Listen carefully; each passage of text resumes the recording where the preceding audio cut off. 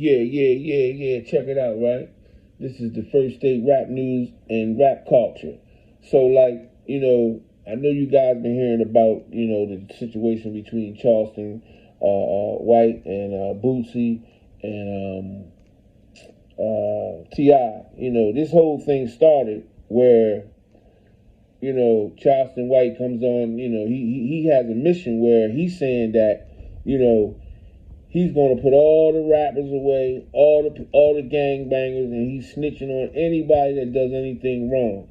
And so he's became famous, on YouTube. He's like one of the first guys that really like came out and talked out against the rap culture and gangbanging and things like that. So from that point, it then spilled over to Boosie.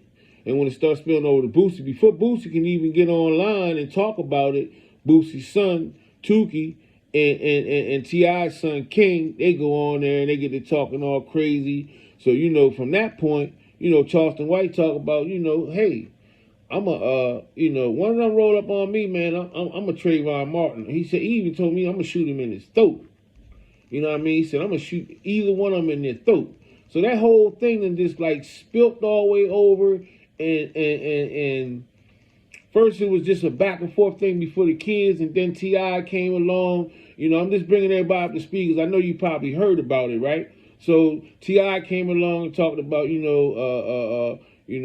not the kids. If you got a problem with me, talk to me about it. You know what I mean? So, from that point, Charleston came back and said, fuck you, T.I. You know what I mean? He started to talk about how T.I., all his personal stuff. But talked about how T.I. and his wife met this girl at the club. They took her home, drugged her, and they raped her and things like that. But all of T.I.'s stuff is starting to spill over. And, everybody calls Charleston White a snitch, which he is. He's a snitch. But he tells on gangbangers. You know what I mean? He had an incident with, I don't know if you heard, he had an incident with Soulja Boy.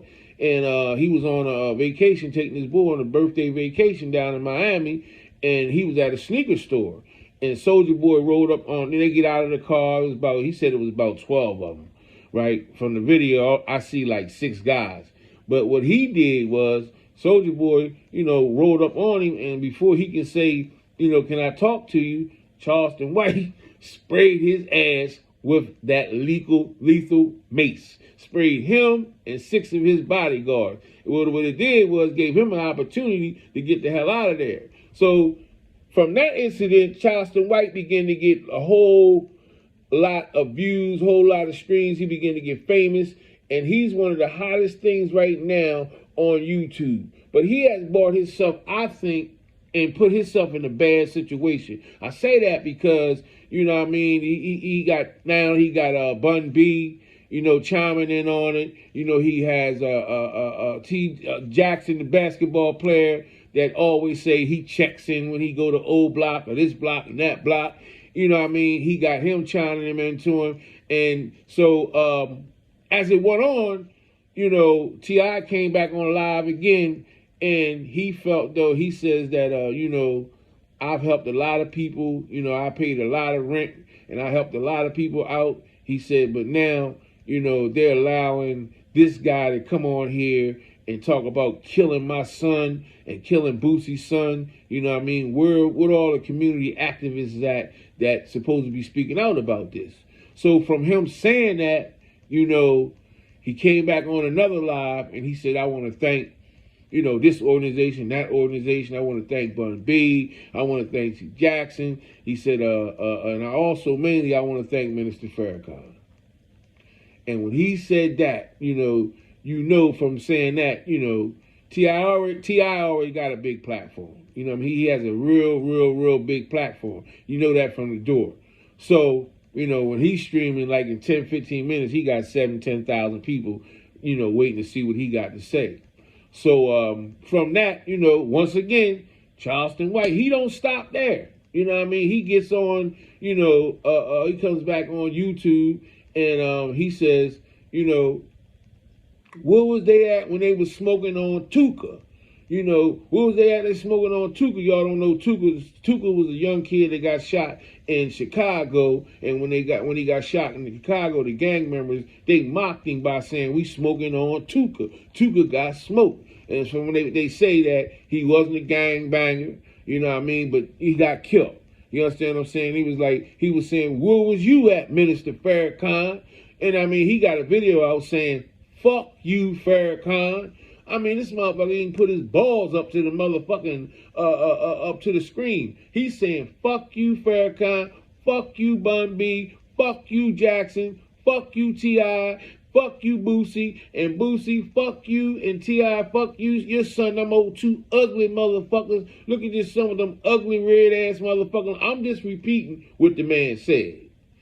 You understand what I'm saying? And I'm going to drop a couple videos, you know what I mean? Y'all hit that subscribe button, y'all hit that like button, you know what I mean? Just to help me on out, you know what I mean? But I'm going to drop some videos to let y'all see all the information that I've been watching and all the information I've been studying, because I've been following this whole thing for a minute. You understand what I'm saying? So, like, with that all going, you know, you got, you know, I decided to come on here and create a platform here in the city of Wilmington because of the fact that I believe that the narrative has changed. The narrative has changed from, you know, it's still, the gangbanging is more prevalent than it was ever here in the city of Wilmington. But now it used to be about the drug game.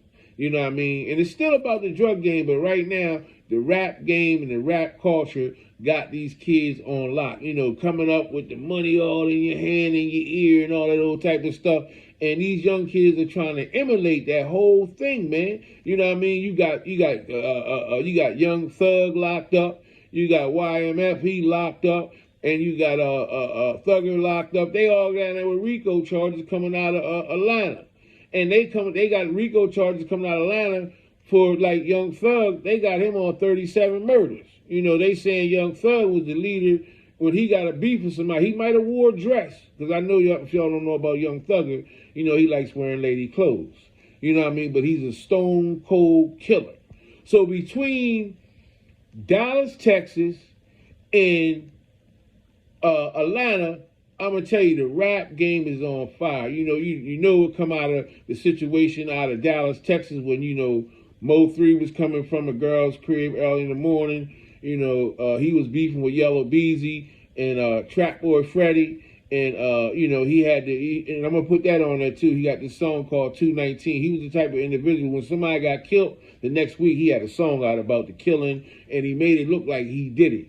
So I'm just giving you some information. I'm going to bring y'all all up to speed as we go along, because I want you to understand, like I said, that the whole narrative has changed. This rap game is on fire, and these young people are following this rap games. They're putting their guns in videos more than ever before. I mean, they've always done it, but now it's just like, if you ain't got a gun in your video, you ain't going to get no streams.